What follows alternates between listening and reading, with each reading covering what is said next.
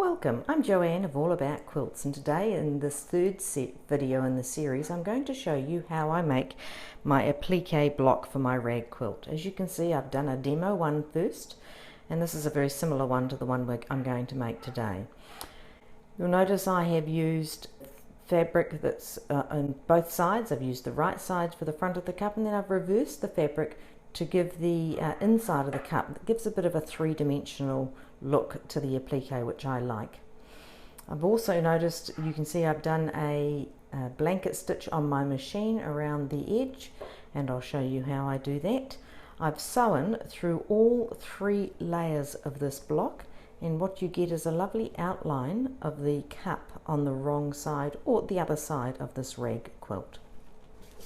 First, what you'll need to do is get your pattern, which I've got here. I've upsized it on my printer, made it quite a bit larger, and it's fuzzy around the edges. You'll also need to get some sort of fusible web.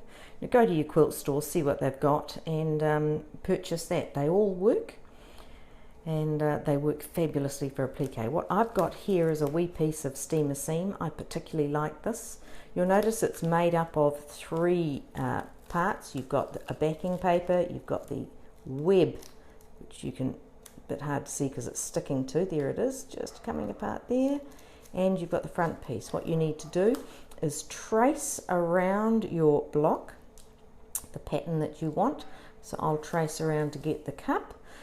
So what I'm going to do is I'm going to take this to my window because it's a great light source without getting my light box out, and trace around it. As you can see, I've traced around my cup, and what I've done is I've quickly rough cut around the outside, then positioned it on the wrong side of my piece of fabric and ironed it in place. I did the same for the inside of the cup, and you can see the little bit of extension that I've done at the sides there, so it tucks underneath, and I've positioned this on the right side of the fabric because it's the wrong side that I'm going to want to be showing on my cup. As you can see in this block here that I've already done, it's going to look like that.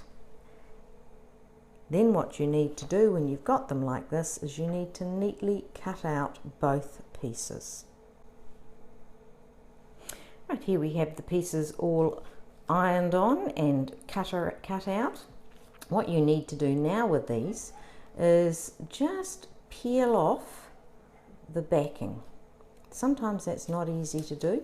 You'll notice that the sticky side is left on the fabric. Position that on there, and there you have your cup, and you just need to iron that on now, and that will iron on beautifully, and then I'll show you how I stitch it. We're now ready to sew the block. I use a stitch, or a blanket stitch is the correct term, and what this will do is it'll go forward, and do a little bite into the fabric, as you're going to see. So start with your needle down. So here we go, you'll watch it. It goes forward, and a little bite. And forward, a little bite, and you just keep going, and that straight stitch goes right on the edge, and everything else, all the little bites, go into the fabric. And you just need to slow down as you get to the corners so that you can just follow that round very carefully. And occasionally, just at the end of a bite, you just might need to reposition that fabric just so you can keep it right on the corner. You get a really nice turn. I always find it best to turn after I've done a bite, so I keep all my turns consistent. I've had fun in the past where I've forgotten to do that, and you can end up with a very untidy corner. Thanks for watching. Hope you enjoyed it, and have fun creating your own.